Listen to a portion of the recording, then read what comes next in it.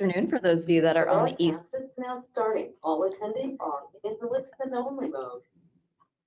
Good morning, everyone, and good afternoon to those that are on the East Coast. We're going to begin in a couple of minutes. If you can hear us okay, please go ahead and submit a hello in the questions box, and we will be back with you momentarily. Thank you.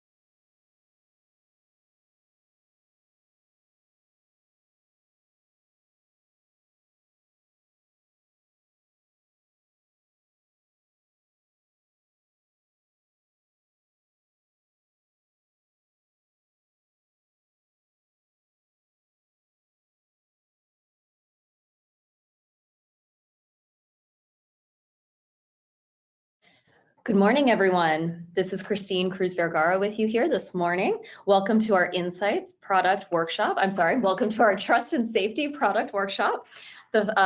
We are so excited to be here with you this morning and excited to engage with our university partners as we discuss this very important and particular area. I'm here joined with my colleague Sam Thorpe. So we will quickly introduce ourselves.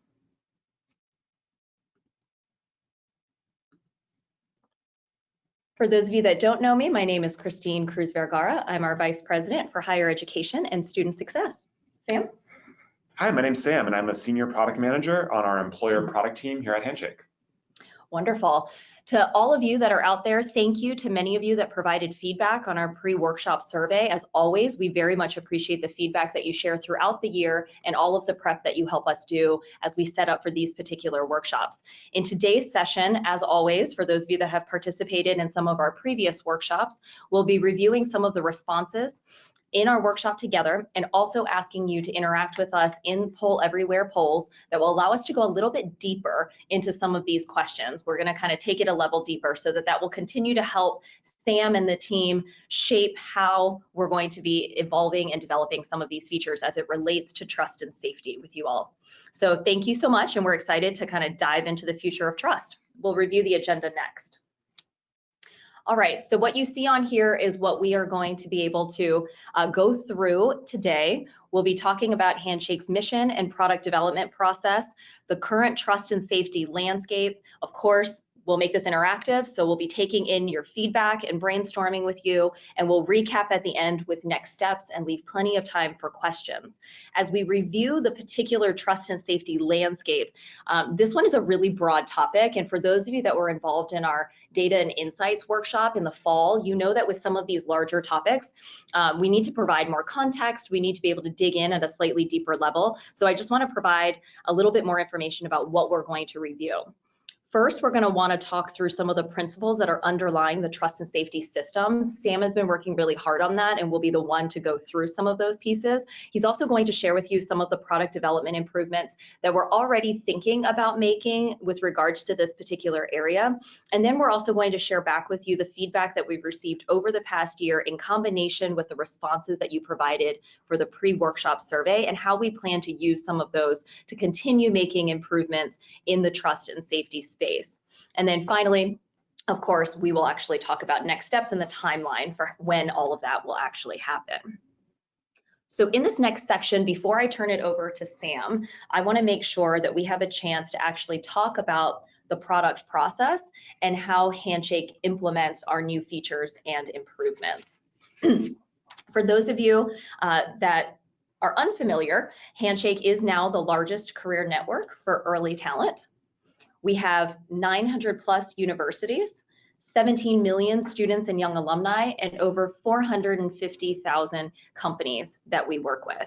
And one of the things that we look forward to as we continue to move into the future is the unique value that we know we can bring to you by bringing all three sides of the ecosystem together. But as you can also imagine, with an ecosystem this complex and this large, there's obviously also issues of trust and safety that we need to proactively account for, and that's why we're all here today to discuss those particular aspects.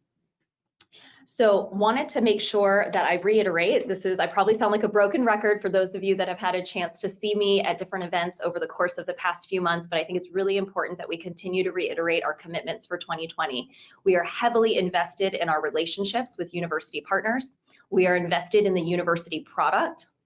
And most importantly, we want to be able to bring all three sides of the Handshake community together so that we can really surface value back to you in particular as you work with both students and employers. And as we think about our product in particular, many of you have sat in on workshops before. You know that we are really focused on data and insights this year, on the career services management suite, which trust and safety falls within, and on embedding the career services partners into the Handshake experience and bringing all three sides together. So for those of you that are new, this is our product development cycle. I worked with Jade, who's one of our university product managers, to develop this. Everything you see in black is the normal product process cycle at pretty much most companies.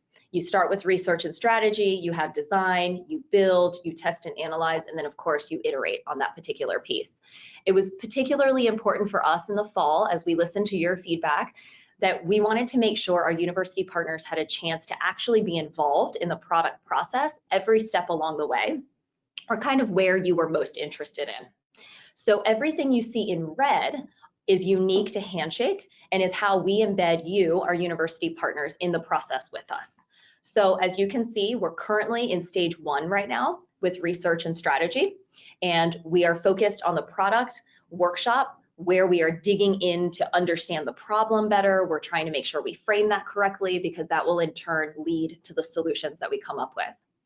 The second area are the mini advisory boards. Thank you to many of you that are on this call that I know have already started to serve on a number of our mini advisory boards. We are trying to spread the love. We always have more applicants than we do spaces. We try and cap them at about 20 people or so we can make the advisory boards manageable. But we do always try and make sure that with each batch of mini advisory board members that we are not reusing all the same people, but we are making sure new individuals are able to participate. For Build, we are now starting to roll out a regular cadence of product roadmap webinars, so you know what we've done for the past quarter and what's coming in the new quarter.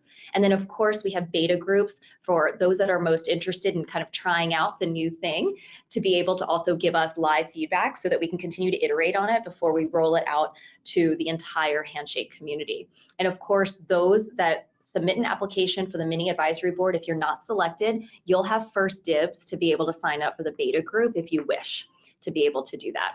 And then without saying, but I will, we always take product feedback throughout the year. So please continue to share that with us as well. Again, this is the stage that we are currently on, the product research and strategy workshop today. All right. I'd just like to share, there's a few principles, 3 to be exact, that we really follow and think about as we go through the product development process. The first one is community impact. As I shared with you, we have a very robust community with over 900 universities. And when we're thinking about the community impact, we're always looking at how many users are going to be able to benefit from the particular investment that we're making in a product change or a product launch. We know that there's a lot of nuance across our entire community, both from universities to students to employers, and even within each of those groups. So it is always a fun challenge, but a challenge nonetheless, to make sure that we are thinking through all of those different use cases, and we're making decisions that will help impact and ideally be the most positive for the masses. Long term, we are always looking to ideally build things that have a long-term sort of impact or value over prioritizing just short-term wins. So that's also very critical for us. And finally, for quality, we are really invested in trying to build the best product for you and your teams so that you can best serve students and employers. So with that, I'm going to turn it over to Sam, who's going to explain a little bit more about today's research and strategy workshop and give you an overview of all the ways that you will be involved. Thanks, Christine. So the first step that we're going to do in this workshop is we're going to review the current trust and safety landscape in the Handshake ecosystem and how Handshake approaches these crucial issues. So just to start, I want to review kind of the core principles that underline Handshake's trust and safety system. It's founded on 3 principles: safety, control, and efficiency. Safety, of course, is at the heart. It's in the name of this workshop after all. The core value of students first here at Handshake means we have our duty to limit potential risks to anyone within our community. Control, though, means that we are not alone in this process. You, our career service partners, have the power to determine which employers are the best fit for your institutions and make connections as you see fit. Lastly, efficiency is critical because we know resources are limited and trust and safety makes up only a small part of the work you do to ensure student success. Our support for these principles is only possible because of the effort by everyone in our community. I want to take this opportunity right now actually to thank everyone here for your part in building a network of opportunities for your students that transcends the limits of any one institution. So the employer approvals and declines, job postings, and on-campus activities and fraud flags provide signals to the entire Handshake community whether an employer is trustworthy and suitable to be recommended to other institutions. And lastly, in research conducted earlier, almost every career service team I met with, spoke to how best practices that they shared and learned from with other institutions help guide their trust and safety processes. However, different objectives exist. So one of the reasons why we are prioritizing this discussion today is how we can best calibrate the distinction between communal safety and over-security for our employer community. As you can see from some of these statistics, we have a large, diverse range of employers who want to hire from across all of our partner universities. We want to ensure that students are not missing out on potentially connecting with their dream employer because of false positives, legitimate world-class employers that are flagged and declined for reasons not relating to actual issues of trust and safety. And university partners value this diversity of opportunities. St. Joe's University, whose Career Development Associate Director said recently that the benefits of Handshake's enablement for employers to connect with their students outweighs potential risks.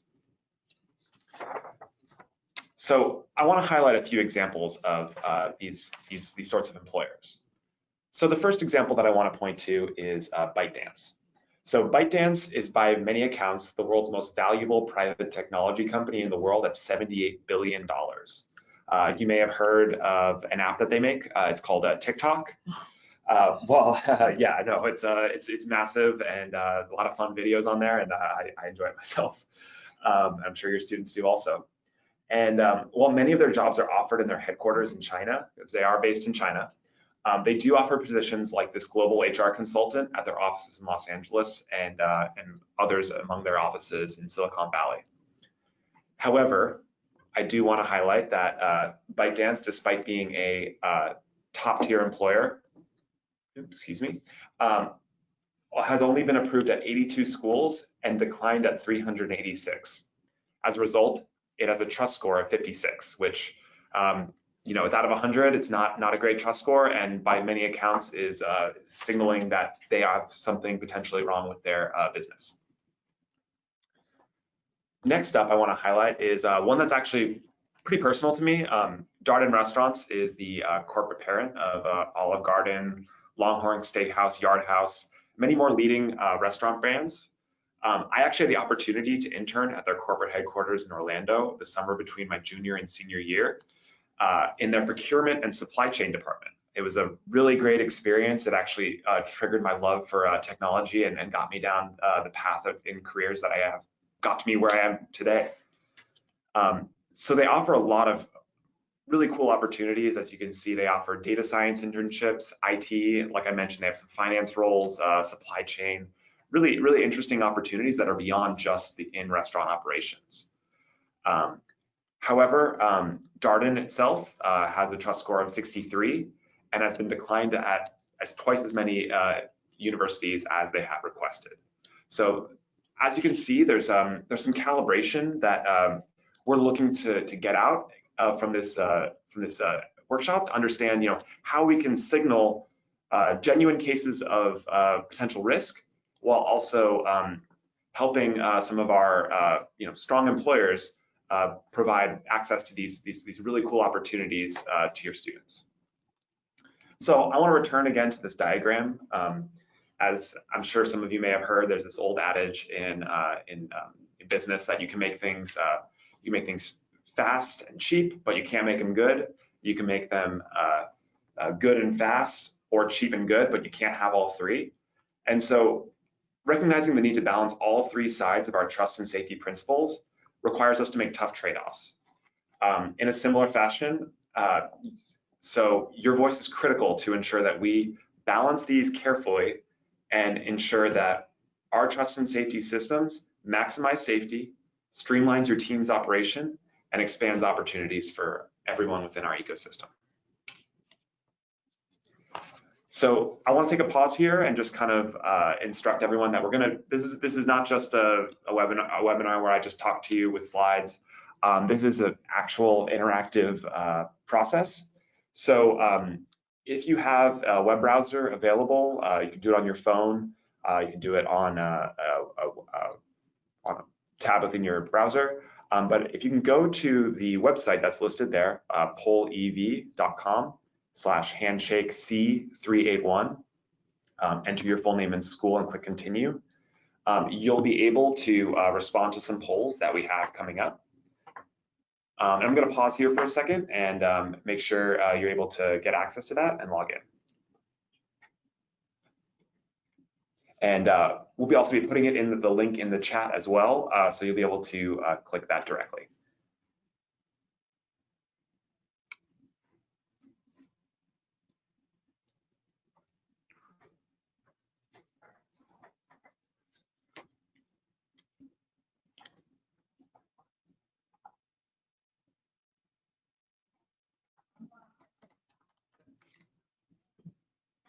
Okay. All right, so for those of you who completed the pre-survey, this question is likely familiar. We have a lot more attendees today than responses, so I'm going to ask this one again to get 100% participation. So we have 3 values, and I want to make sure that we are, prioritizing our approach accordingly. Perfect. People are already engaging. Already ranking. Thank you. Look at the leaderboard. It's changing. We'll give this another few seconds. If you haven't had a chance to do it, take another 15 to 20 seconds.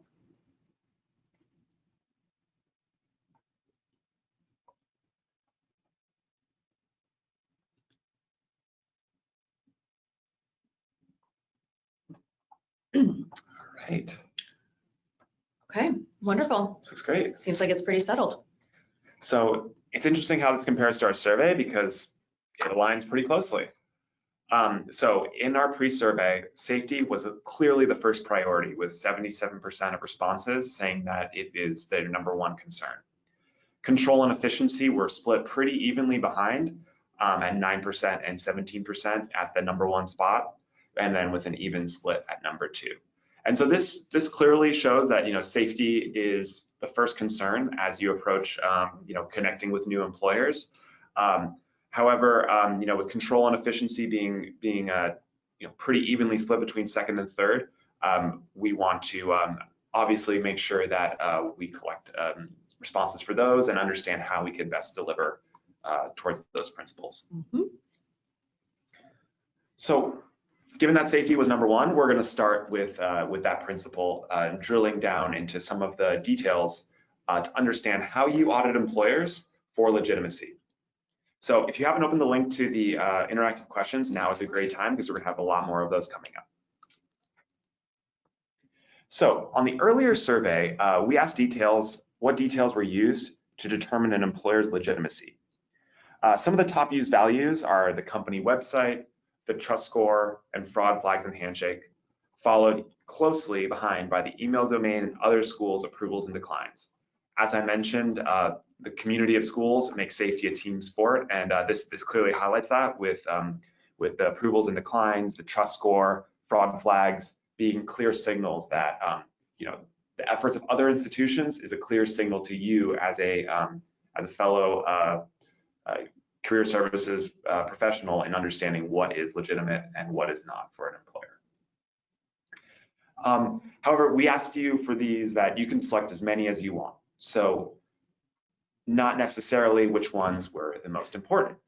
So taking the signals from the pre-survey that got more than 50% response, I'd now like you to rank these signals. This will help us better guide our efforts in terms of balancing which signals we prioritize in terms of presentation and also weighting within our own internal trust calculations.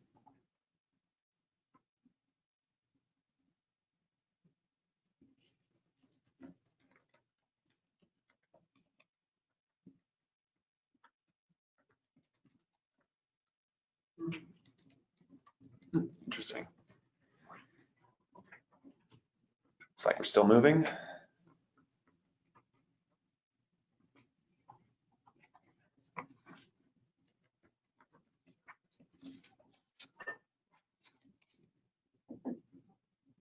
All right. Yeah, it looks like number one is company website is functional legitimate. Clearly, that is It just dropped a third. Oh, just kidding. It just popped back up. We've got a definitely it's a clear signal that there's a lot of different opinions out here, and that's super interesting and very important for us to understand the diversity of voices in our community.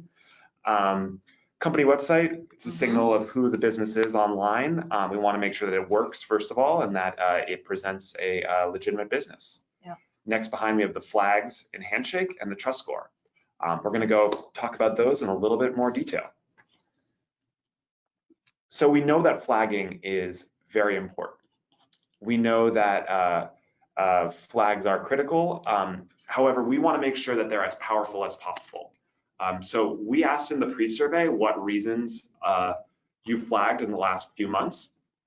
And we want to make sure that we are prioritizing and ensuring that we are notifying you of flags, but we want to make sure that those have a lot of signal and that they add value to your operations and not just act as noise.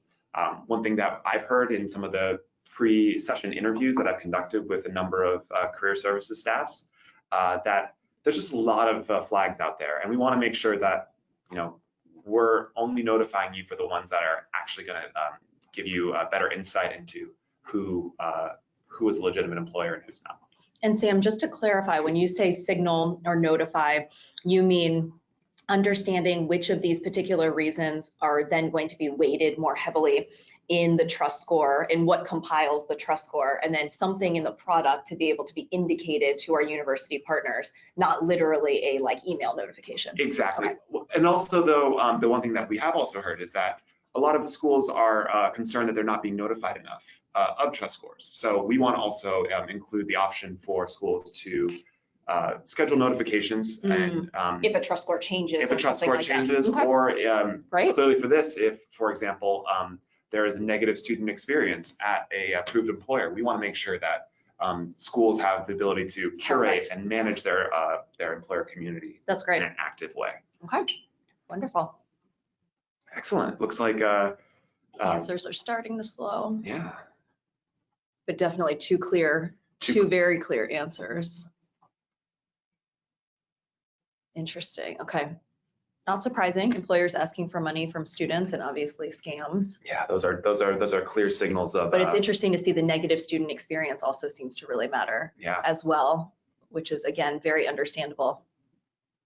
And another way is obviously through reviews, which we have on our website. Students are also able to share their experiences there, which also helps students quite a bit.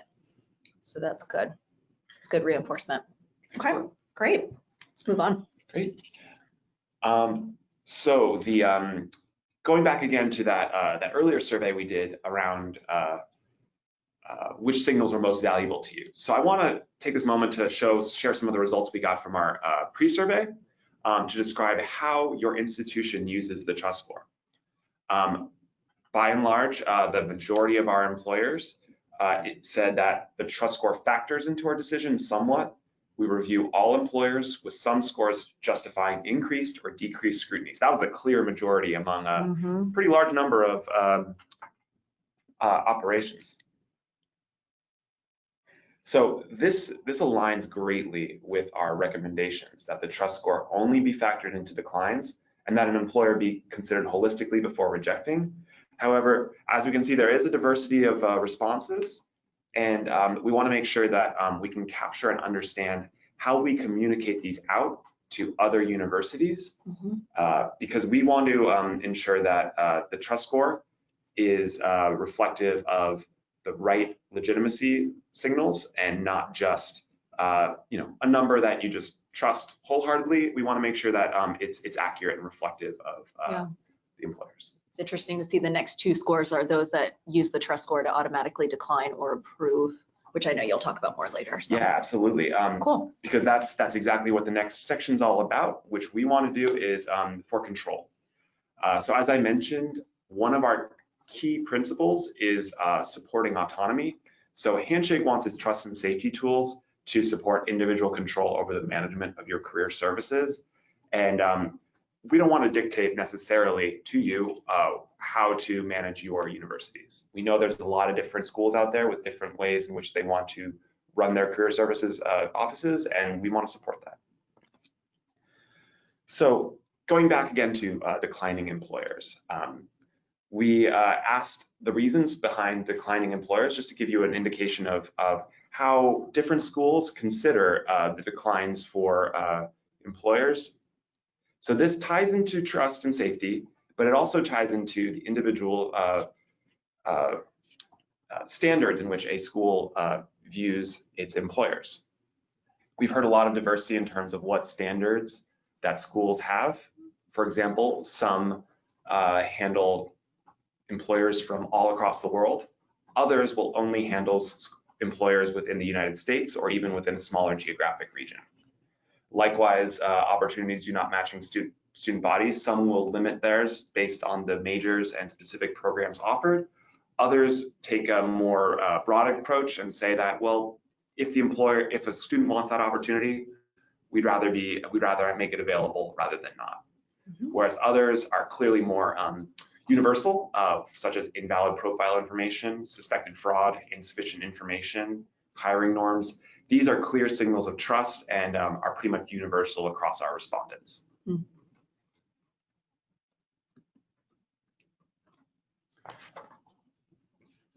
So right now, Handshake treats all declines identically, as if they are all related to trust and safety and not due to the specifics of each institution. Many of our pre-session interviewees noted their confusion on this. Some reasons, like opportunities do not match, potentially don't have as much importance to them as an institution that would influence their decision. However, right now we treat them all identically. So what we want to do is ensure that we're providing accurate signals across multiple schools that relate to the kind of universality of a decline reason. And I'll give a few more, maybe a minute more, just to pull responses, and then we'll talk about it.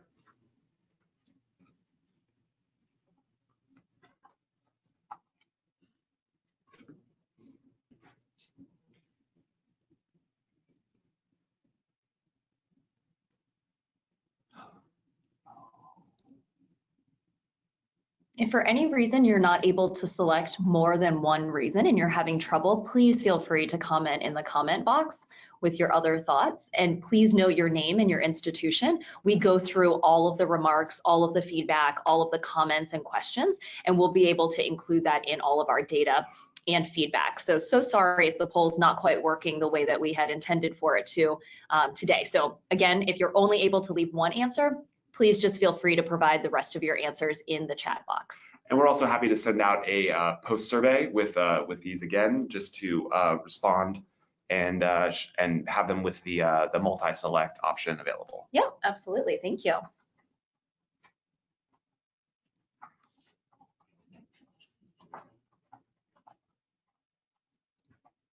Okay. It seems really clear what we should have weighted as a much higher signal.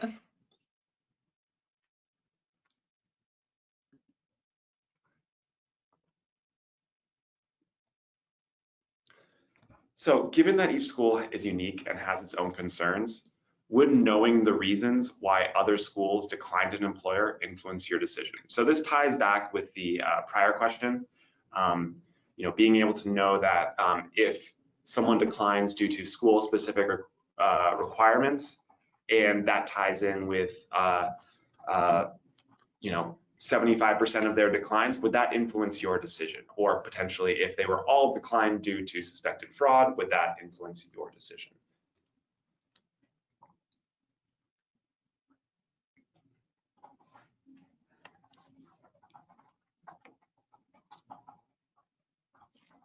Okay.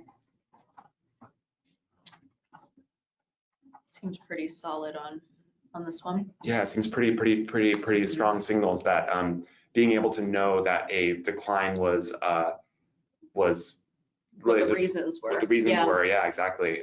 Whether it was fraud, whether it was a school-specific requirement, some gradient in between, would give a very strong signal. That's great. Okay. Excellent. Thank you.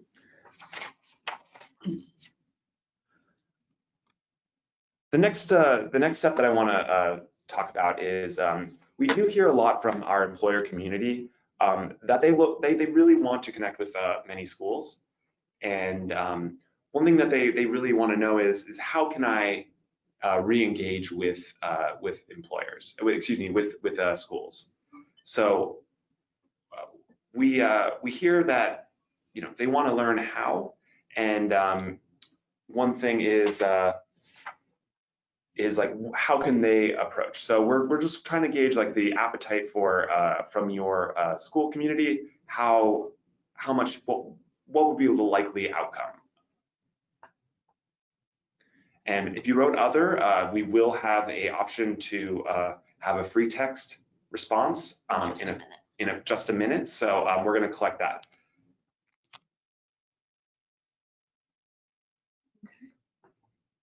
All right. Definitely looks like the sheer majority would move to approval if all the details were acceptable. Yeah. Okay. So given that is the process, so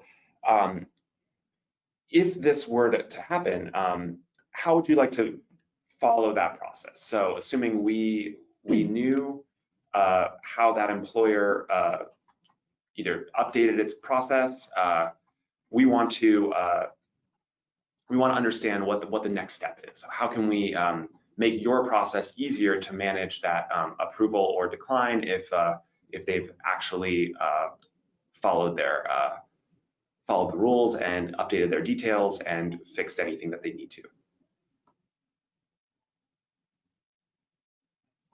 A little bit more variance here. Yeah, a little bit more variance. Although still pretty clear. Yeah. The top one in re-requesting consideration and placed back on the pending list. Okay. Yeah. I know, I'm sure some of you don't want more emails. Yeah, we're trying to cut down on emails because, and again, we'll talk about that in a few minutes around the concept of efficiency. Okay. All right, and now we're going to talk about the others because we know that that is something that we want to learn a little bit more about. So if you have answered other in the past few questions around re-requesting approvals and understanding what you do with that employer, we're interested to know, qualitatively what you'd like to see. Yes, so if you would not automatically just reapprove an employer if they provided you with all that information, we'd love to understand why. Or if you would like them to re-request approval in a different way, how?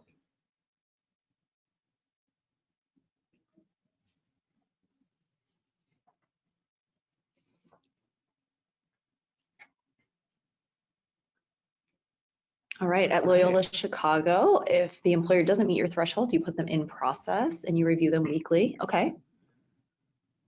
We require that they raise their trust score before being looked at again, and you only have 2 part-time employees, right? So limited bandwidth. Add a label of do not Send a approve. message. Send a message. Perhaps a button for employers to send us a message in the product. Okay. Ensure validity of the change. Yeah, that's important. You want to make sure that they're correcting it correctly and not just giving you the answer you want to hear. Not automatic. Yep, understood.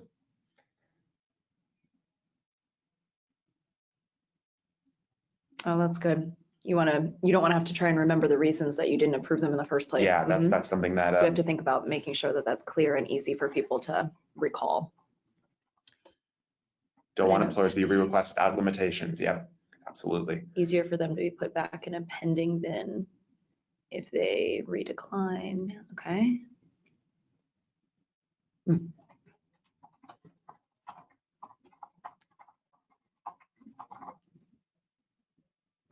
I like the employer re-requesting approval to cut down on messages and missed messages. Prefer not to have more employers to approve as we struggle to get through the ones currently.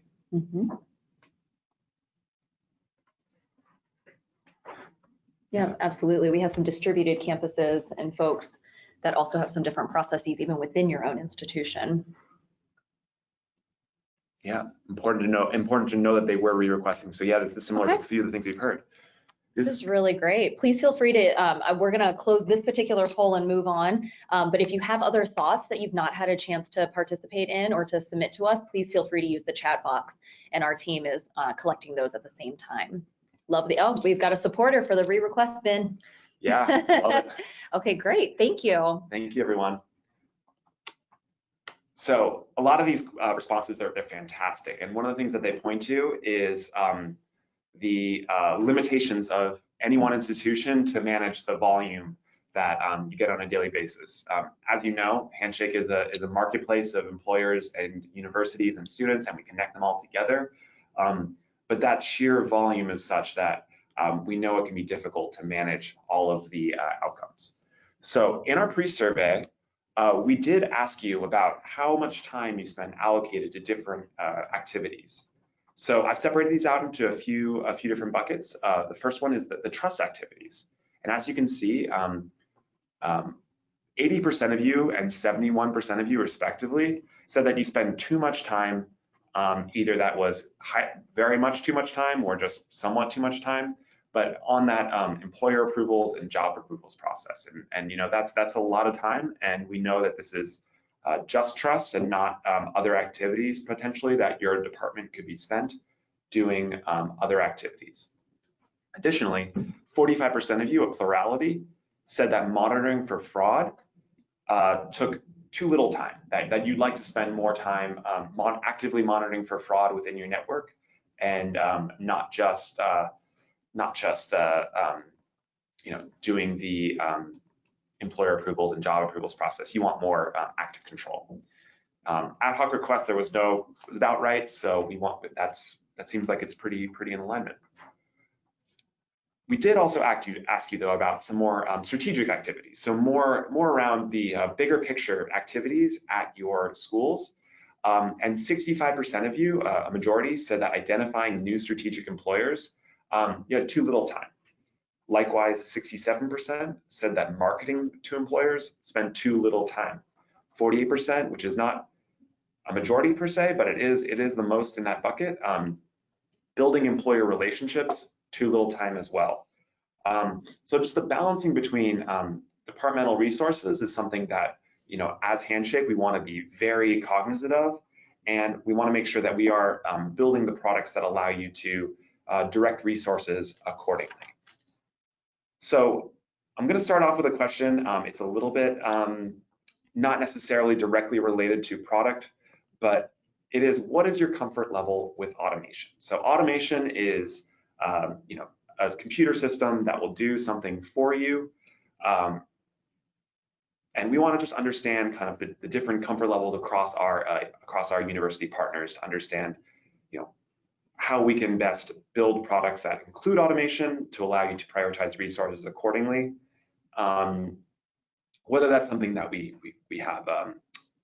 should prioritize. Very helpful to know that the clear answer is comfortable as long as you know why the decision is made. So we'll make sure that as we think about automation, we're extremely clear about what's going into it, the process. Hopefully even today's workshop has been particularly helpful in just understanding some of the different factors that go into the weighting of the trust score. And as Sam said, right now everything is sort of equally weighted, but as we move forward, we'll adjust those weights in the system so that it can provide, it essentially cuts through the noise and gives you proper signal, but why those decisions are particularly made. And obviously your feedback is part of that decision-making process. Yeah, and transparency is something that I really strongly value as a product manager. I feel that when we build products that do things for you, we should definitely make an effort to, at every point where we make a decision, show you exactly why that decision was made and include guidance on what to do next. All right, so I'm going to close this poll. Please, we'll answer questions at the end, but this is just a overall guidance level. I wanted to highlight some feedback we got from in one of our conversations I've had with UC Berkeley. Ben Warner, the Associate Director for Employer Relations, noted that last year they had 96,000 positions posted at Berkeley. He did a back of the envelope math, but estimated that if it took them a minute to approve each job, it would take 187 8-hour days for one person to approve everything. That was half a full-time employee, he noted, and that was something that, that's just a lot of time to spend managing an approval process. So Handshake does include tools that allow you to automate some of these processes. Which Ben has clearly taken advantage of. Ben has clearly taken advantage of. I wanted to highlight the usage of one of those features. We do offer the ability for schools to auto-approve employers based on their trust score. So when you reach that minimum trust score, we allow you to just accept that employer and move them into your accepted queue. Mm-hmm. We have about 250 employers that take advantage of this. Excuse me, I'm so sorry. Going back and forth. And it's interesting the range of trust scores that they go between. Now, clearly, there's the majority is on the 80 with a sizable number at 90. But we have some that are as restrictive as 98 being the minimum, and some that let everyone above 50 with. And one thing that I do want to call out that some of these schools that have these different numbers set, they change the permissions on the employer themselves so that, for example, if you have a really high clearance bar, maybe you give them all permissions so that they can automatically approve jobs, that they can automatically post on-campus interviews. But if you have 50, maybe it's just that they can connect with your school and you can then go in and adjust their approval permissions as possible. So with this, I want to just ask a little bit more contextual information. We still require a little bit more research with this, and this is something that we plan to dig into with smaller groups of you. Given that 80% of you feel you spend too much time managing employer approvals, how would you feel if Handshake made an employer approval decision?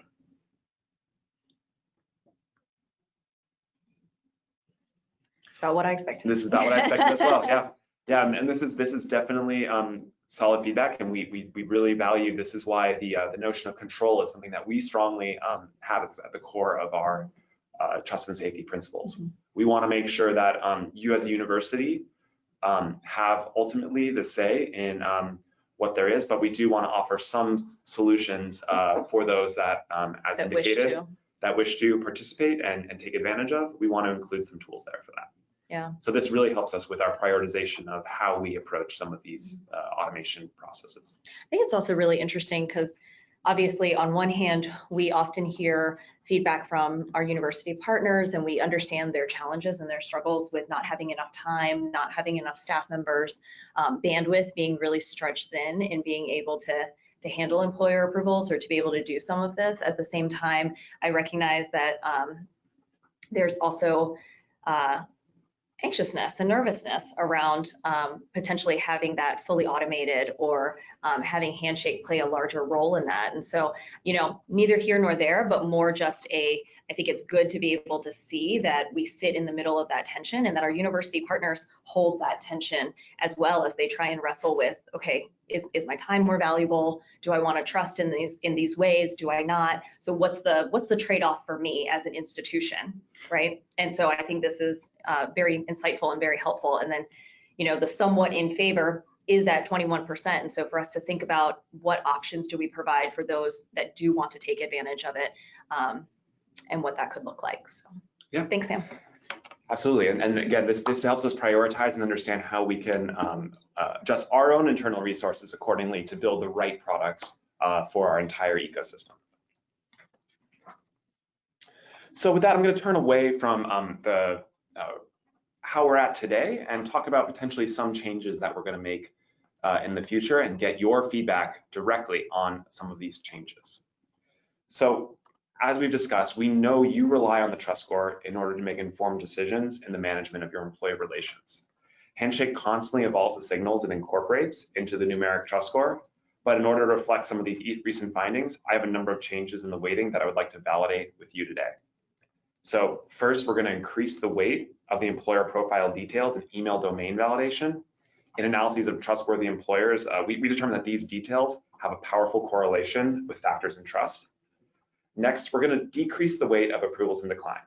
As discussed, there's a wide range of reasons why an employer is approved and declined, and not all of these correspond with issues of trust, such as those like the school-specific requirements and those that don't necessarily apply to your campus. However, we plan to counterbalance this with increasing the relative weight of flags and refining the reasons why those flags occur, just to make sure that they reflect genuine issues of trust and counterweight the slight decline in weight of approvals and declines. Lastly, with changes in recruiting habits among employers, there's been an overall slight decline in on-campus interviewing. At the same time, events and career fair attendance remains relatively stable. So in order to reflect the on-campus activities of employers, we're going to increase the weight of events and fair attendance while decreasing relatively that of on-campus interviews. So these are the general adjustments we're looking to make in the weighting of our trust score calculation. And I'm going to ask you for some of your opinions.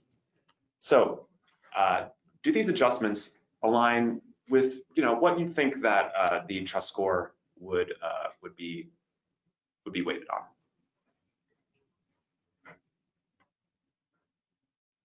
Got some somewhat agrees with a small bit of strongly agree. Some somewhat disagree.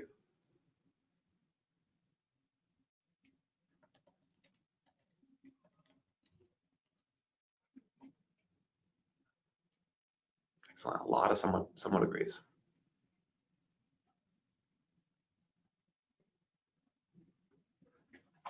So it sounds like we're mostly on these changes, mostly aligned with Yeah. with expectations. Some disagree. Some don't have neither agree nor disagree. I'm going to close this. What we're going to ask now is something a little bit more qualitative. We're going to want to know, if there's anything else that you'd like to see incorporated into the trust score. So if you can respond with any other details, we do include other signals in the trust score from the email validation and email domains. But if there's any other signals out there within the Handshake network that we could do it. And I've set this up as a word blob so that we can see some of the key features. Residential address is coming up very large, yeah. Grammar's coming up. Typos, screening, duplicate businesses, yeah. Unpaid and paid. Business incorporation, yeah, that's a big one. Profile, description, third party provided physical address. You know what this also brings up for me? I think we could probably also do an offshoot call or some type of maybe smaller workshop with some folks, particularly around startups.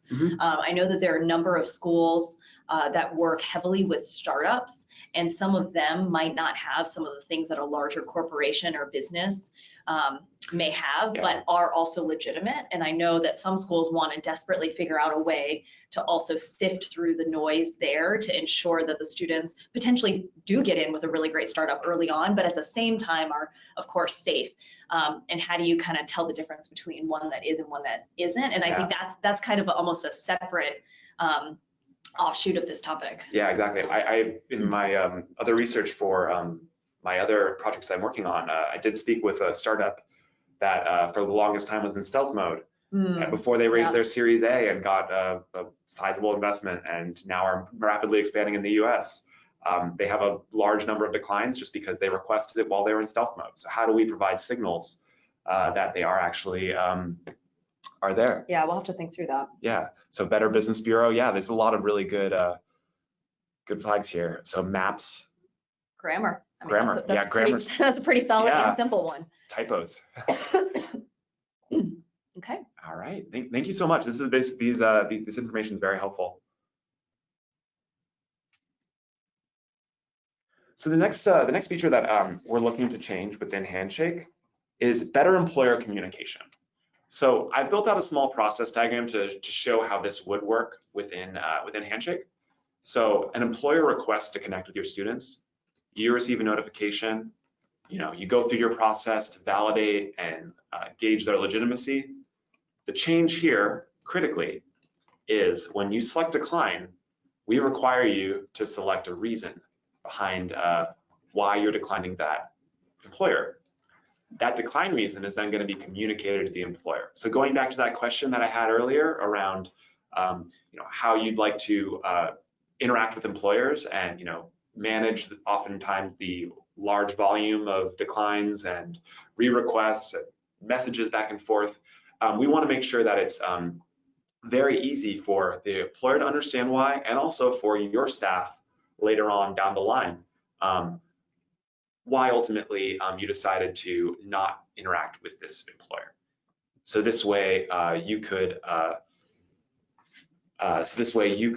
manage your process and understand and understand in the future how to relate with that employer specifically if they begin communicating with you again. So I just have one question on this, and this is more for our trust score calculation question.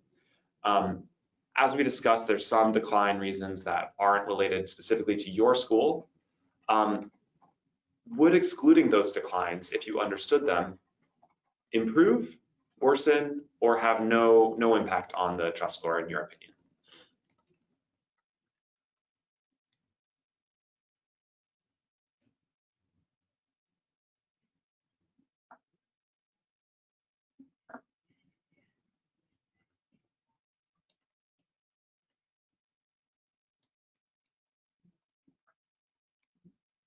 Yes, this is something that also aligned with a lot of our pre-interviews conducted with some career services staffs about, declines that don't relate to factors of trust also don't necessarily relate to the trust score. Yeah, I got a question in the poll that in the chat that explaining it. So as discussed earlier, there are some decline reasons that don't signal the trustworthiness of the employer. So for example, a school-specific requirement. For example, around the programs offered by that school and the opportunity connected with that employer. If a school declines that, would excluding that type of decline improve the trust score or worsen the trust score?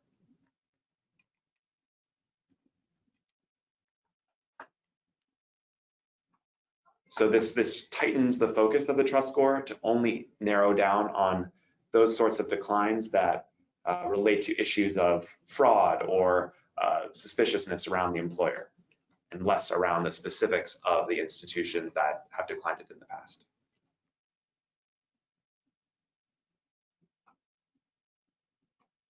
Okay. Yeah. All right. Pretty clear signal.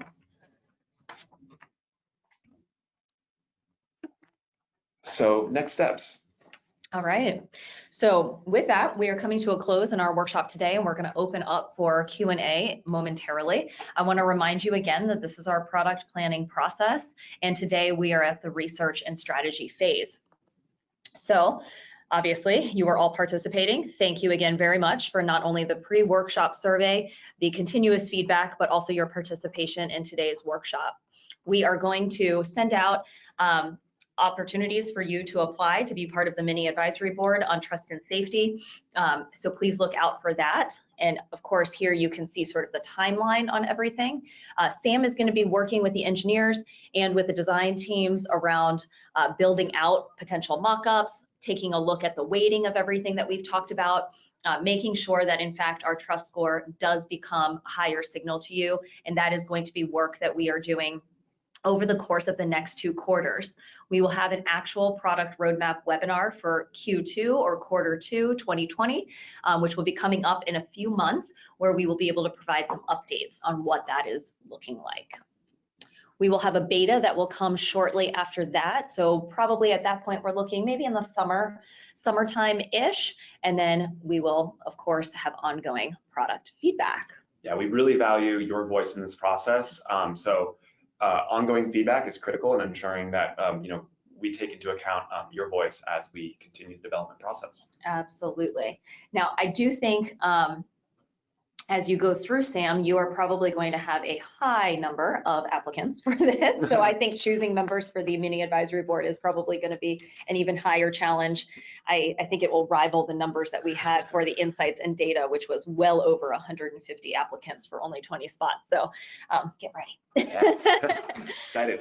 Awesome, sounds good. Okay, we want to answer some questions. We have a whole team of folks that are here, some of whom have already been answering some of your ongoing questions throughout the webinar, so huge thank you to our team. I want to introduce 2 individuals that will be joining us live for Q&A. The first is Jade Path. I know many of you know her. She's our product manager on the university side.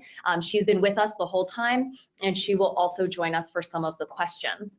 And then second, we have Jace Pamalis, who is the head of our trust and safety team.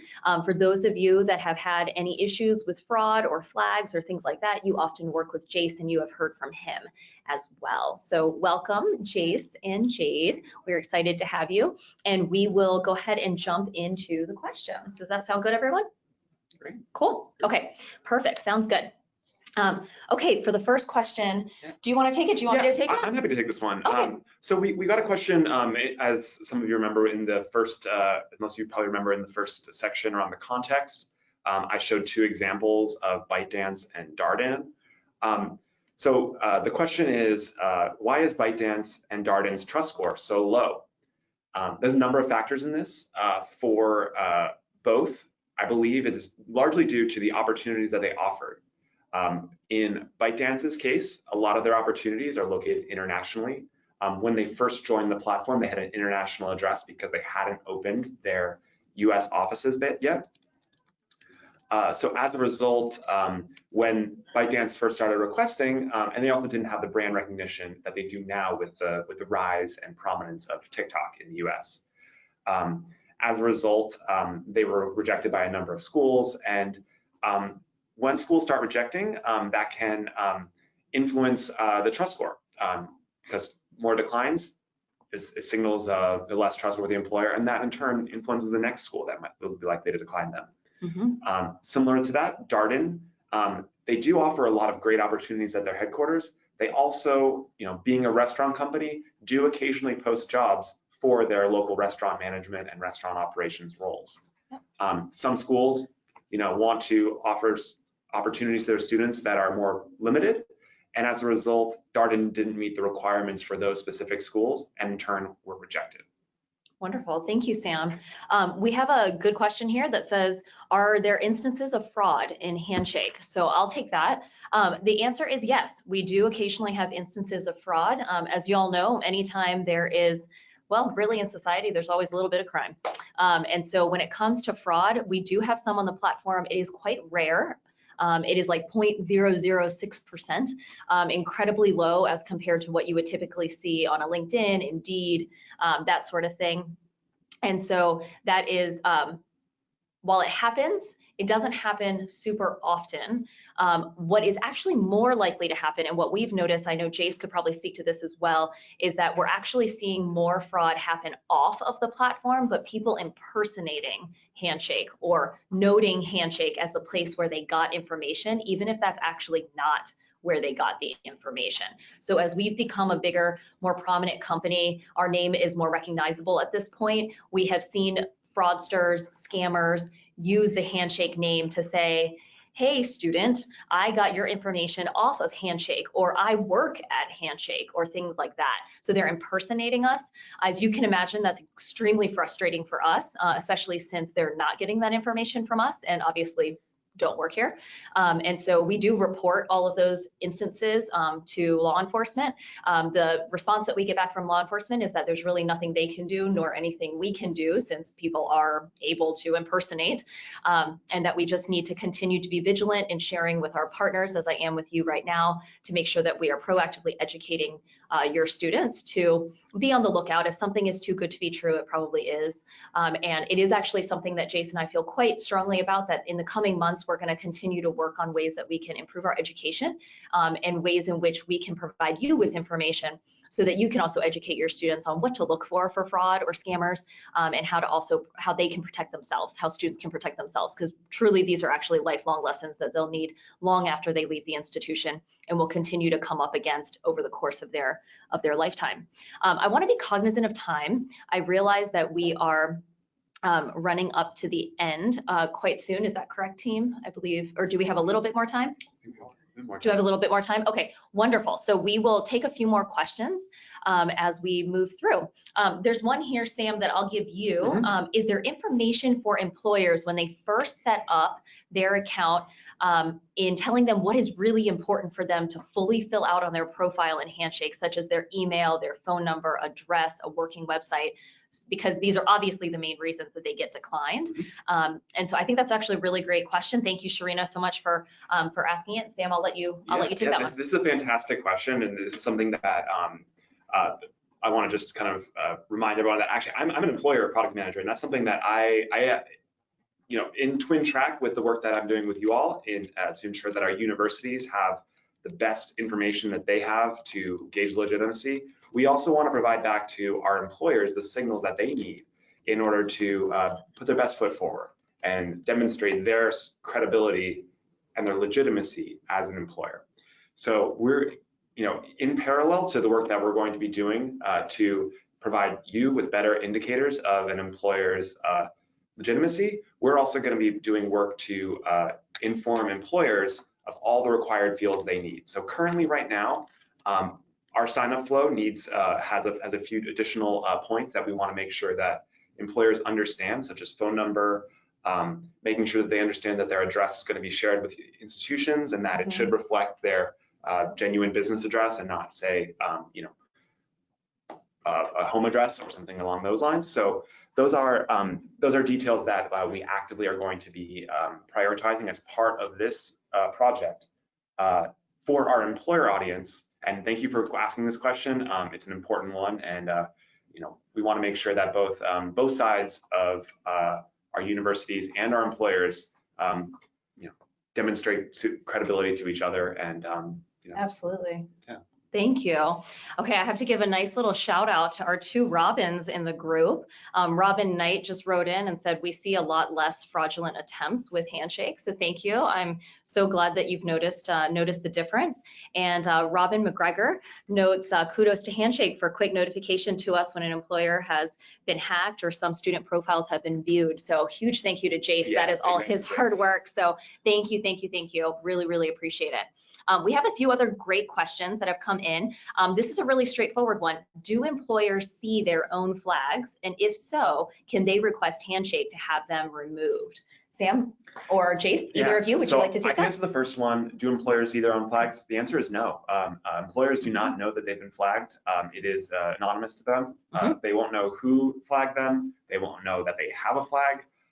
So turn it over to Jace to talk about some of the work that he does to manage that process. That's a great question. So as Sam did mention, right now they do not know that they're flagged. Typically, the way an employer is notified that they're flagged is when they begin to work or request approval with the university.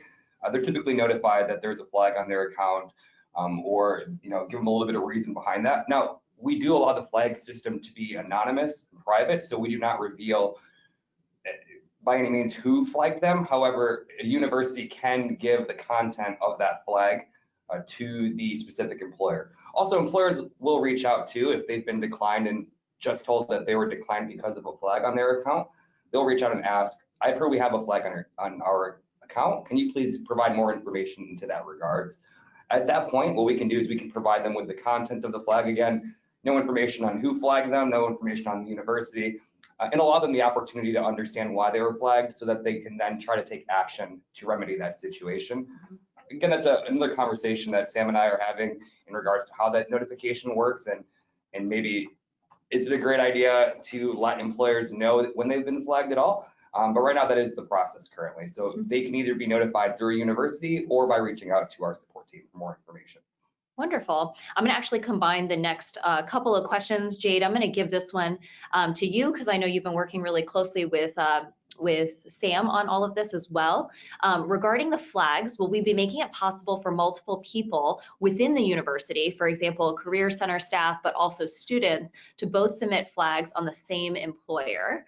I know you're able to answer that. And also, is there anything in the works to notify our university partners when an employer has already been approved, but then is flagged or their score dips? So Jade, over to you. Yeah, Sam and I will definitely discuss this one. I think the idea that multiple flags can exist from this Technical difficulties. We want to make sure she's able to join us. Can everyone hear me okay?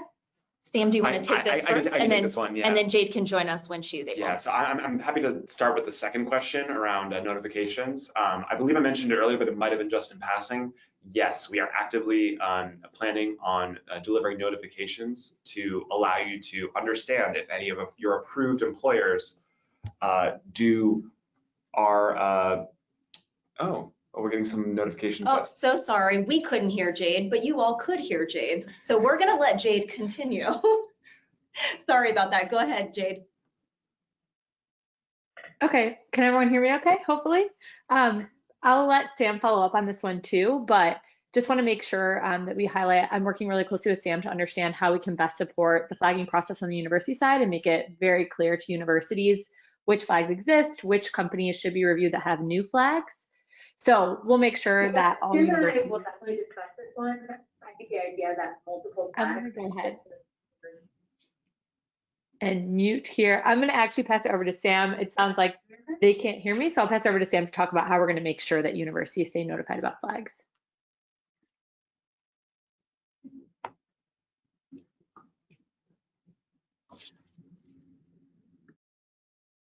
Back over to Sam. Sorry about the technical difficulties. We want to make sure we're able to get to the question. So I believe Jade had just started talking about how universities know about flags. Yes, so we are planning on instituting notifications. I mentioned it briefly earlier in passing, but I want to double down on that and reiterate that, yes, we are planning on Okay. notifying. Can everyone hear me okay, hopefully? I'll let Sam follow up on this one too, but just want to make sure that we highlight, I'm working really closely with Sam to understand how we can best support the flagging process on the university side and make it very clear to universities which flags exist, which companies should be reviewed that have new flags. So we'll make sure that all universities. I'm going to go ahead and mute here. I'm going to actually pass it over to Sam. It sounds like they can't hear me, so I'll pass it over to Sam and talk about how we're going to make sure that universities stay notified about flags. Yes, third time's the charm. Apologies everyone for technical difficulties. Am I muted? No, you're not Okay, muted. You're all good. All right. Yeah, third time's the charm. Yes, so we are planning on instituting notifications when to allow you to better curate your community of employers by notifying you of any flag on an approved employer. We haven't considered just yet the score change notification. However, that is an interesting idea, and I will definitely investigate that further. Mm-hmm. Absolutely. Wonderful. Thank you so much to Eleanor and Misha for those particular questions. Question here from Lisa. If some registrations are incomplete, does Handshake not require that field in the application? And I assume this is for the employer profile. Yes, so if there is a field missing in that application, that is something that is not required. And I'd actually love to learn from Lisa. Lisa, yeah, I see that. It's from Lisa. I'd actually love to learn from you, Lisa. If you can follow up with me afterwards, some of those fields that you think are missing, that are incomplete, because that's something that we'd love to learn and make required. Yeah, that'd be great. And your email is? My email is samuel@joinhandshake.com. Wonderful. Thank you. Interesting questions here from several askers. Is Handshake considering pre-vetting employers? I'll take that from just sort of my perspective, and then Sam, please feel free to add on to that. So at this particular moment, we've not necessarily considered pre-vetting employers, but I think that's a really interesting question. And I wonder if that would in some ways help universities to streamline some of the process in terms of efficiency. So one of the things that obviously came out of both the survey as well as today's interactive polls is just how much time and bandwidth it takes for your teams to be able to go through the approval process. At the same time, there is definitely some hesitation, I sense, from all of our university partners around relinquishing or releasing some of the control around that. And so it is a really interesting question for us to maybe actually think about or talk about whether or not we would consider pre-vetting employers. I don't think it's out of the question. It's not necessarily where we were initially going with it, simply because we assumed, maybe incorrectly, but we had assumed that most universities would want to maintain more control around that. However, if these are, let's say, for example, the Fortune 500 employers or extremely reputable employers that essentially have trust scores of 95 and higher or something like that, even with the new weights, does that change things for you all? And I think that's something that I certainly would be really open to entertaining as a conversation here within the office around what that might look like. Sam, I'm not sure how you feel about that. Yeah, it's an interesting question, one around, how much do we signal that we have reviewed the employer before we provide, before they pass along that request to the university. It's not something that I've fully considered, and I don't want to speak out of turn. So I'm just going to say, yeah, it's an interesting idea, and I'm interested in exploring a little further. Mm-hmm. Awesome. Okay, let's see. How does Handshake handle international employers? That's a great question. Sam, do you want to talk to that a little bit, and then I'm happy to provide my perspective as well? Absolutely. So one perspective that I hear often is that from students, a lot of them are interested in working internationally. However, that does present definitely a challenge for a lot of our schools that don't have the resources to understand and manage and vet employers that are located outside the United States. So it's definitely a challenge in balancing the need for opportunities that meet students' desires with the potential risks that come with having a student move to a foreign country. So it's a difficult challenge. We as Handshake want to expand opportunities, and some of those opportunities come abroad. And it's a great opportunity to see a different part of the world, learn different cultures. A lot of your students might also be from international countries and want to return home as well once they complete their studies in the United States. So this is something that we take the opinion that international opportunities are perfectly legitimate, and whether your school chooses to work with them or not, that is a question of institutional control, and we want to leave it to you to make those decisions. Yeah, absolutely. We have an interesting question from one of our colleagues over on the East Coast that wrote, I'm surprised that career centers are asking to spend more time reviewing employers for fraud when most are not professionally skilled in this area nor have the bandwidth. Could we provide more clarification on this? I think this might have come in as we were doing the different poll questions, and I think one of our colleagues sort of acknowledged that tension that I was referring to before, where while this isn't necessarily something that I think a lot of people, one, personally just enjoy doing, they don't necessarily always have the time or necessarily, to our colleagues' point, always the expertise in looking for all of the different factors. As you can obviously tell, we have a whole team on trust and safety and fraud that has to do quite extensive work to be able to really investigate some of those issues. So I think it's a fair question. I would venture to guess, and I think this is a really interesting question for you to engage your colleagues on in any of the benchmark meetings or conferences that are coming up where you might see folks. I think it kind of comes down to sense of control and being able to have some level of autonomy and say over what that looks like for your particular institution.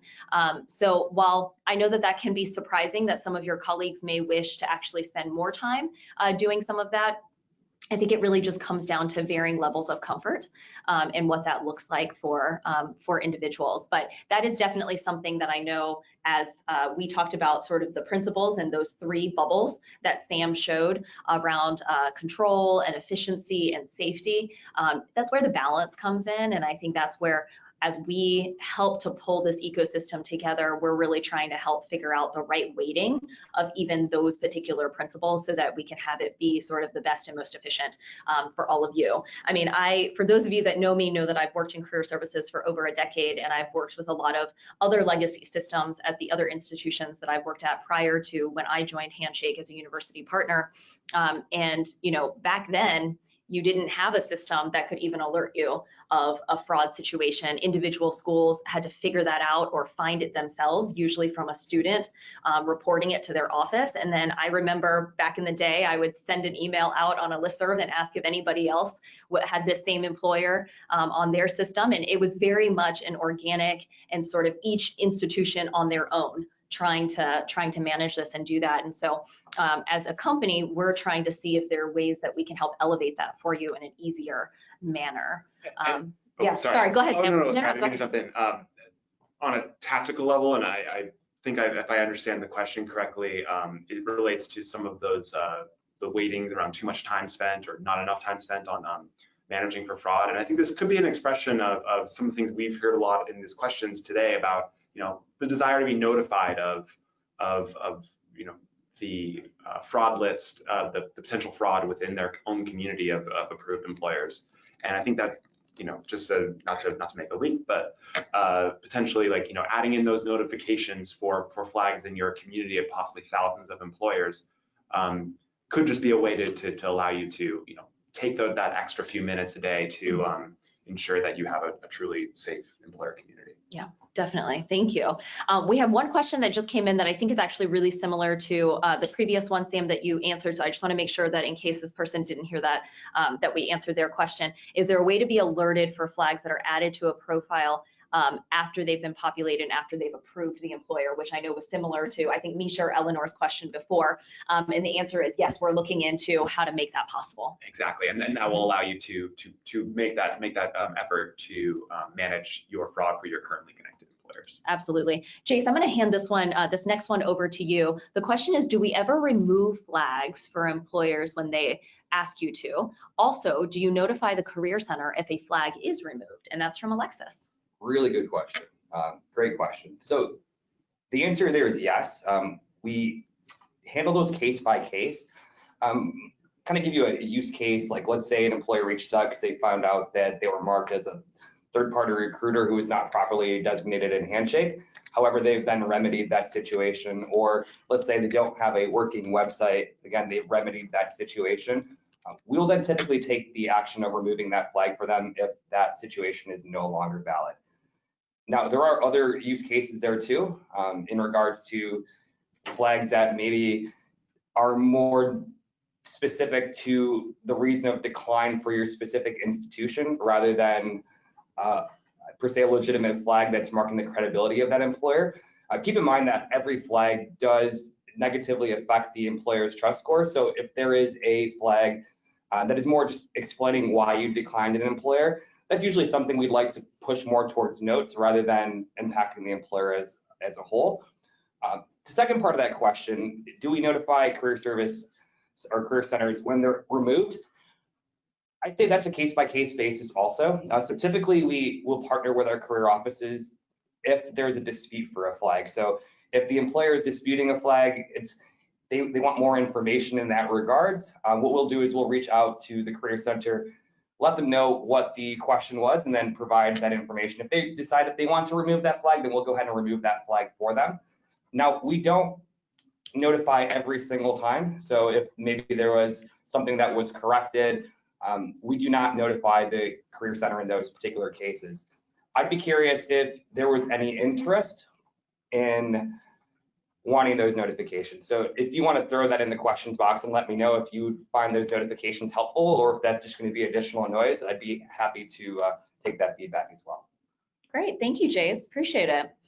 Sam, we have a question here from one of our colleagues that says, employers have sometimes complained about their onboarding process when they're prompted to connect with schools early before they have completed their entire profile. Would you consider changing this prompting process?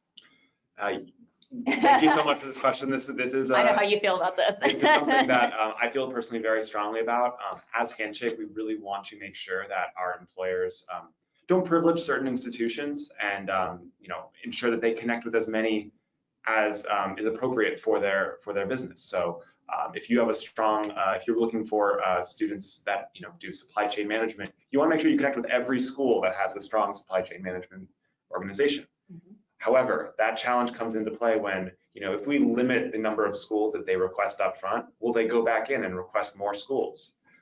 So it's a tension that we're trying to balance, and it is something that we are looking into, and I am investigating possible solutions to balance that tension between maximizing the number of right institutions that employers should connect with also the ability, the goal for them to not connect with too many and before they are ready to do so.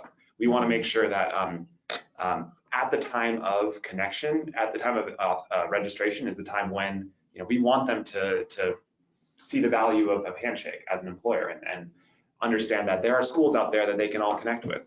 But I definitely hear this concern, and we really want to improve that process to make sure that all sides are treated fairly, and that they do provide a full and complete profile before they start requesting to connect with schools.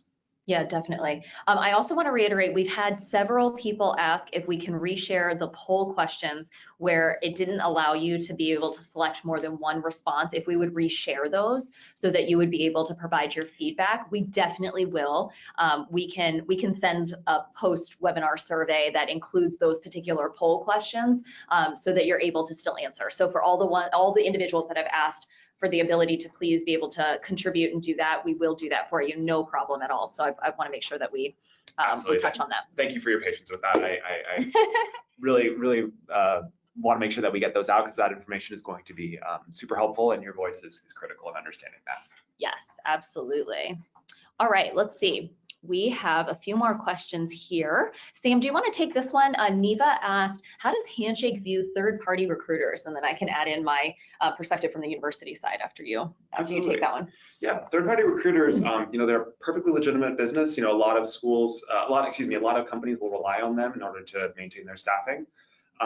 The issue is third-party recruiting firms they're not recruiting for themselves, and as such, they need to be held to possibly a higher standard in terms of whether they follow specific guidelines that what information they provide. exactly what information they provide and how they agree to adhere to certain standards as legitimate, reputable recruiting organizations. Yeah, I will also just add, there are a number of particularly strong executive search firms. I know that we use the term in our field for sure, third-party recruiter, but that technically also relates to institutions that all of us would be really familiar with, like Spelman and Johnson, or some of the other super popular, just for example, higher education search firms.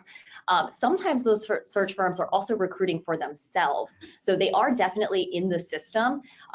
As Sam said, we may need to look at, is there sort of a higher threshold of information that they need to provide? I know that different schools also have like widely varying stances on third-party recruiters. We have some schools that love having third-party recruiters work with their students. Their students have had huge success with them.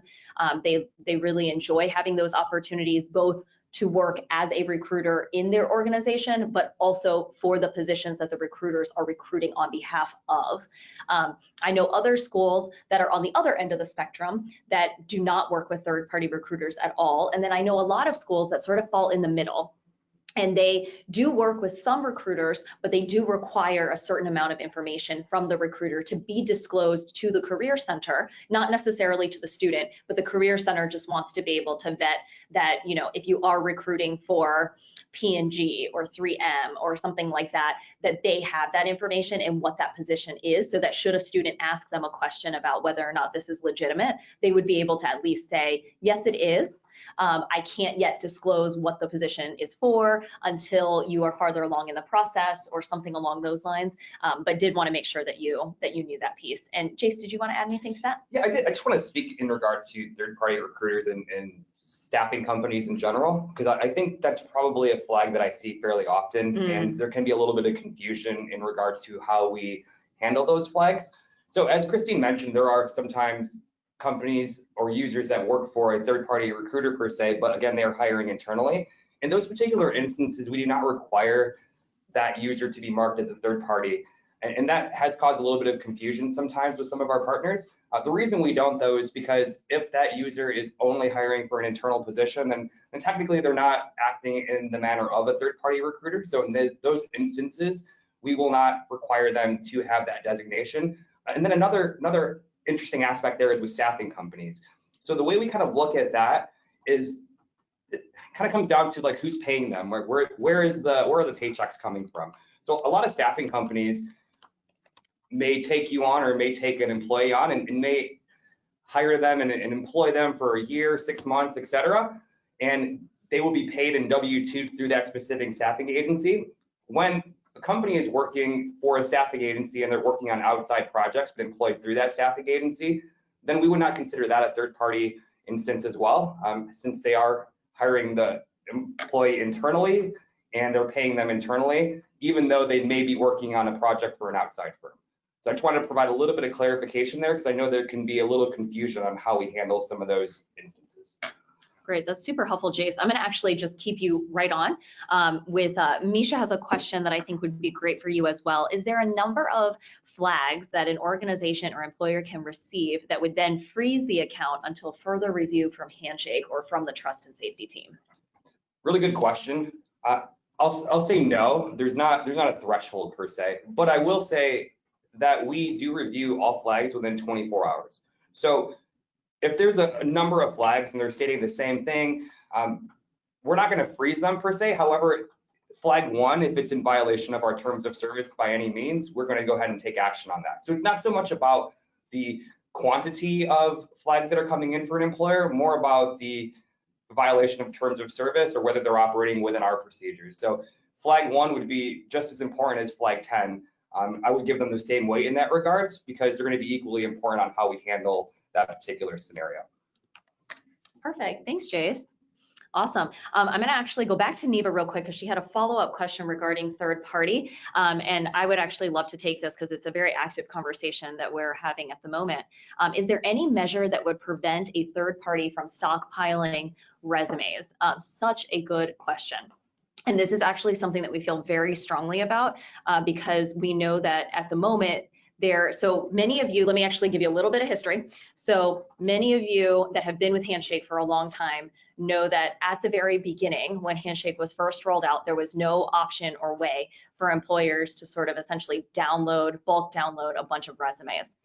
That was changed several years ago when a lot of career centers were essentially asking for what used to be the resume book function in other legacy systems, right? So most of you that have been in the business for a little while, you know that back in the day, you used to provide employers with a resume book of a bunch of student resumes and things like that. And that was one of the ways in which they might contact students, they might communicate with them, so on and so forth. What we are obviously discovering now is that with the way that our company and the platform has been built, we don't actually need that anymore because employers could essentially, if they're a legitimate employer, can actually message and they can contact students all within the platform. So there actually is no good reason or necessity for them to be able to do bulk downloads or manual downloads by searching for students' profiles or anything like that. They can actually do everything in system, which actually provides all of us with more visibility on what's happening, and it provides Jace in particular and the trust and safety team with insight into sort of what's occurring and to be able to intervene if they need to.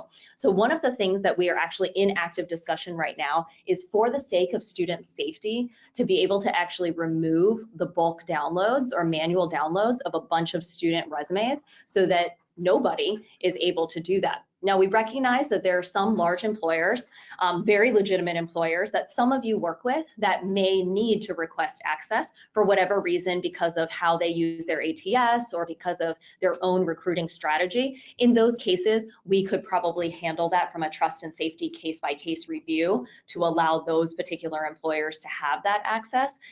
But for the sheer majority, we would actually remove that so that that is not a possibility. So for the sake of safety, that is a very active discussion that we are currently in right now. And then I'll also add that currently in the platform, and it's kind of been this way for as far as I can remember, but third-party recruiters, if you are designated as a third-party recruiter, you actually do not even have access, even prior to some of these changes we've made, to be able to access resumes. So that's something we took a hard stance on a while back. Yep. So, you know, we are making the platform safer for everyone, but third-party recruiters, we've almost always kind of limited their access to resumes and the downloadability for that. Yes, sorry, I should clarify that my statement was for all other employers. Thank you, Jace. I appreciate it. I appreciate it. All right.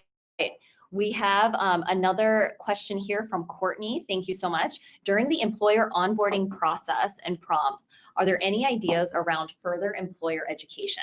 For example, linking to or providing them something about unpaid internships and sort of their own liability and the Department of Labor's sort of stance on unpaid internships, for example, or FLSA, things like that. What are your thoughts, Sam? This is a great suggestion. One way to you know, ensure that across the community we have standards set and you know, employers understand that by both connecting with your school, they are also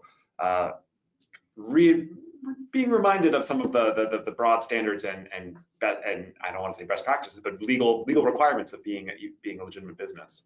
So this is a fantastic point, and I'm going to ensure that we note this one down. Wonderful. Sounds good. Thanks for all we're seeing a lot of comments and support for the getting rid of the old resume books and bulk downloads and things like that. So thank you. Will, you are so eloquent. We may quote you one day. So thank you very much. Let's see. We also have a question here. Does Handshake list any site resources to use for vetting? I assume that this would be, do we provide any recommendations or resources for our university partners to use for vetting, such as the Better Business Bureau, Glassdoor, things like that? Jason, Sam, do you guys want to take that? Yeah, so in terms of like vetting advice for universities themselves, one thing that has come out, and I think I mentioned a few times, we've done some pre-interviews and walking through, you know, the process that different schools do in order to vet employers, like the checklist that they go on. A lot of them have mentioned that they use community guidelines that have been established at some of the you know, conferences that Handshake itself has put on to bring together career service professionals.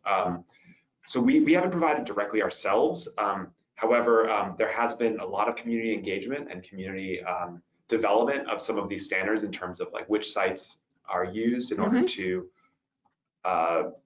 find out outside of Handshake some of the signals of legitimacy. Cool. Also, in that regards too, and not to call anyone out, but I know Debbie Ritter here from University of Arkansas is in here, and during a presentation that she had given priorly, she had a wonderful list of resources that they at their institution use, and I think a lot of you may have specific tools or specific websites and vetting tools to include like state resources, business licenses, etc. So I think this would be a really good topic. Even in the community, to maybe share some resources that you're currently using for vetting. I think that would be very beneficial for other schools to see some of your resources. So, and again, not to call out Debbie, but if you want to share some of the tools that you have been using that was from your presentation a few months back, I think some of those were really great, and a lot of other schools are using very similar processes. But this would be a really good opportunity to come together as a community and do some sharing on some of the tools that you're using. Awesome. There's some really interesting ideas and suggestions that are coming in through the chat. So I want to actually ask you all a question that I would love for you to write in some of your answers. I'm gonna give a question to Jace to give you all a chance to actually think about the question I'm proposing to you. But one of the things that I had noted earlier in our conversation is that we would really like to provide more proactive education to our universities and for you to be able to share with your students around fraud, around safety, around trust, things like that. What would be the most useful set of resources? Is it right now, for example, we already have a targeted email in your targeted email section of the platform that allows you to actually send out information to students about trust and safety. So that already actually exists. For those of you that haven't already taken advantage of it, please do. But what else could we provide you that would be useful, that you think your students would actually look at, that you think would capture their attention? Is it social assets that you could use? Is it more email templates?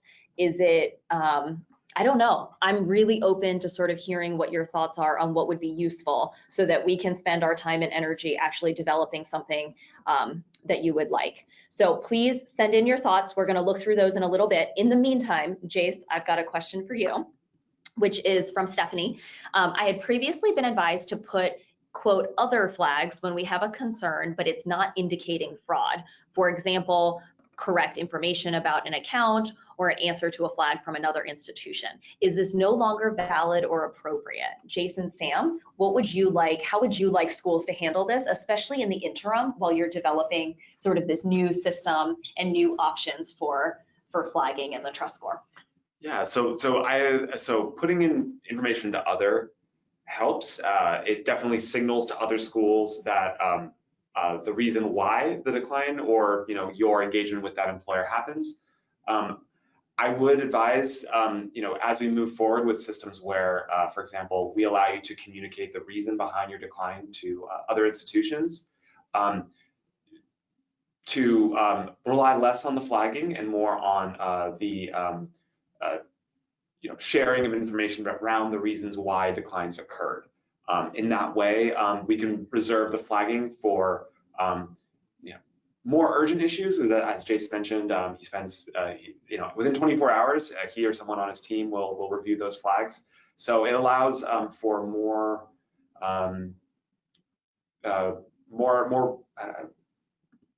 urgent messages to sort of rise to the forefront. Yeah, I think I'll agree with that as well. I think as we're looking at kind of trust scores and flagging system holistically here, I think that's a good point, like using the other section. Right. So I think to kind of clarify, when there are things that do get archived or are no longer relevant or maybe specific to your institution, maybe some of those things that you have historically put in other as like an explanation for why you're declining, I think we'll want to focus more, like Sam says, on using that kind of with the new system. I say keep doing it for now, though. To be honest, like I don't mind my team going through and seeing something, and if it's not relevant to the trust and safety of that of that particular employer and then taking action from there. But I think right now, like sometimes we do find really great information in that other field that does call out, very strange activity that we should look into. So I would encourage you to keep using that field for right now as we continue to kind of move forward with some of our plans here. But again, use that kind of more cautiously in the aspect of not describing why you're declining them or why you're not moving forward with them, and rather more for safety issues or potential fraud issues that don't fall into the other categories that are currently listed. Mm-hmm. Yeah. Great, wonderful. I want to call out real quick, Debbie's planning on sharing some resources in the community. So thank you so much, Debbie. And Stephanie, I know that you shared some really great resources and vetting resources at our Nashville meetup this past summer. So Stephanie Swanger also has some really great resources. For those of you that know Stephanie, I might want to reach out to her as well. Stephanie, please feel free to also post in community if you would like. Thank you for the ideas that are coming in. There are definitely some really common threads. It looks like short videos is definitely one of the things that folks would like. I love some of the suggestions coming in, like from Moira, thank you so much, in saying that students sometimes listen to these messages better from other students. So maybe we can create some set of short videos from student to student, something no longer than 30 seconds for sure, that could capture their attention. It seems like folks would be most interested in potentially using some of those videos for social media, whether that's Instagram stories or things like that. That seems to be a pretty popular one that folks are seeing. It also sounds like there's some things that we could maybe build into the product for the student interface that just sort of also calls out or alerts them, alert students to some of this. There have been some suggestions about maybe messaging students within the platform, so it's not just another email from the institution. So thank you. I think those are all really, really great. It sounds like also pretty consistent information or kind of a toolkit that would be strong for all of you. So thank you so much. I really appreciate that. Super, super helpful. We have a question from Molly. Can we see why others declined though? And I just want to reiterate our last comment that Jason and I were speaking on around decline reasons. So this is what I was showing in the last section of the brainstorm section. Yes, we will be. This is one of the key things that we want to deliver as part of this project, and we will be honing in on the ways in which we are going to display those. But yes, absolutely, this is something that we'd love to share with you to enable the community to really understand, how other institutions view a certain employer, and allow you to not rely just on flags to convey your gauge of legitimacy on that employer. Yes, absolutely. And I have to say, I really love how our community is coming together. I think, Debbie, you're planning on reaching out to Stephanie. So Stephanie, heads up. She'd love to coordinate with you on some of the resources. And again, for me, that's just like one of the beauties of being at Handshake, is actually being able to bring and pull together the whole community. So really excited to see that. Let's see what other questions we have here. Sarah Seltzer offered a suggestion around, have we considered integrating student reviews into the employer trust score? I think this is a really interesting question. This is the first time I've actually heard the question, Sarah. So thank you for offering that. I think certainly the reviews offer a very interesting insight, and I think give you a sense of student experience, which I know was one of the factors that you all voted on that said it was important to you. It wasn't one of the top 3, but it was one of the ones that I could see several individuals, lots of people were also kind of interested in sort of what that might look like.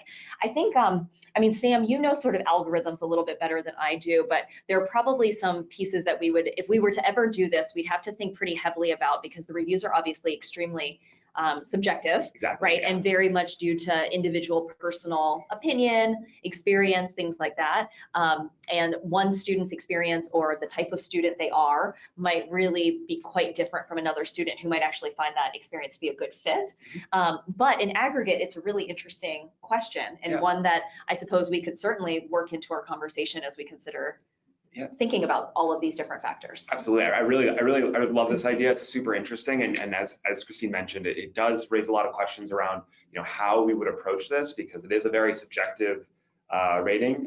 One thing that I've heard from a conversation with an institution is like, student flags, for example, they're a great resource. They are the ears on the ground, and they understand, how a relationship with employers can take place.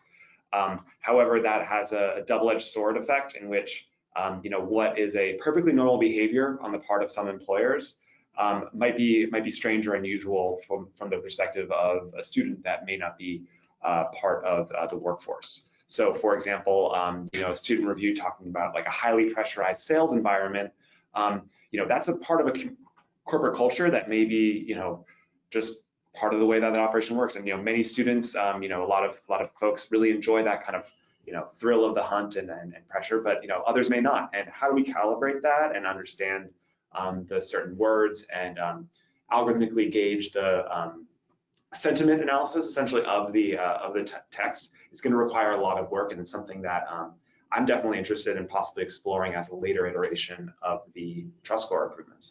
Or maybe just some other notice or Yeah. something about like that experience. Yeah, absolutely. Okay, let's see. We have another question here that asks, how are you dealing with other job boards posting jobs in Handshake? Jace, you want to take that one? Yeah, that's a great question as well. So we don't allow that. That's actually a violation of our terms of service. In order for an employer to post a job in Handshake, they have to be the person that is going to employ that student, or they have to be designated as a third-party recruiter. So as these are discovered, and I would say there's maybe been a handful of them in the couple of years that I've been here that have been discovered, but we don't allow that. It's a violation of our terms of service. We will suspend that company and then let them know why they were suspended and let them know that they have to actually be posting that job for their organization and that we do not allow job boards on Handshake. So that's one that I can really use your help on. As you discover something that does appear to be suspicious or appear to be a potential job board posting, please flag that. That is something we do want to shut down. Great. All right, let's take a look and see what else we have on here. I think we've answered most of these. We have an interesting request here from Christy. Could Handshake decline previously approved jobs when an employer's status changes from approved to pending? Good. This is a new workflow. I'd be interested to actually learn a little bit more about how often this occurs and what sort of impact this has on the organization. So I may follow up with you, Christy, to learn a little bit more about that. Okay, great. All right, looks like we are starting to slow down on our questions here.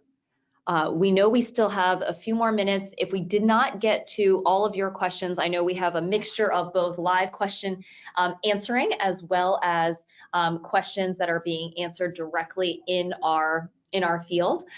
Sam, I want to be sure to give you a chance to share anything else that you might not have had a chance to share before we wrap up. And if we didn't get to your question, I know that the team will be following up with you as well. Sam, was there anything else that you wanted to add? No, I just wanted to add, we're really excited about this project. It's the first in many that will come to continuously improve our trust and safety landscape. So we'll be following up with information on the advisory group. We'll cover, where our thoughts are. We'll incorporate these a lot of the great feedback that we got today into to developing a plan that we'll be sharing with a smaller group to discuss in more detail and reporting back and beginning delivering some of these improvements. And we will be sharing them out to you through our normal product roadmap announcements, which Britt and Jade run through. So we're going to be keeping you in the loop as things go, even if you're not involved in some of the smaller groups. Yeah, absolutely. And for those of you that are curious, this whole topic of trust and safety is paramount as we think about continuing to improve the Career Services Management Suite this year as part of our product focus. We're continuing to have active conversations with Jace leading our trust and safety team around all sorts of ways in which we can continue to up our game on the trust and safety. As you know, criminals like to stay ahead of the game and we have to keep trying to stay ahead of them. Yep. So we're always going to have some of those issues, but we definitely want to make sure that we're doing everything in our power to stay as smart and as agile and as adaptable as possible, whether that's looking at, two-factor, or whether that's looking at how we change our trust algorithm for our trust score, or whether that's looking at removing things like bulk downloads of resumes and old resume books and things like that. Those are all the types of things that we are very proactively having conversation about because we do care deeply about our student safety. we know you do too, and that's ultimately what makes our community quite strong. So please know that those conversations are happening. If you have questions or ideas, please don't hesitate to reach out to myself. Please feel free to reach out to Jace or Sam.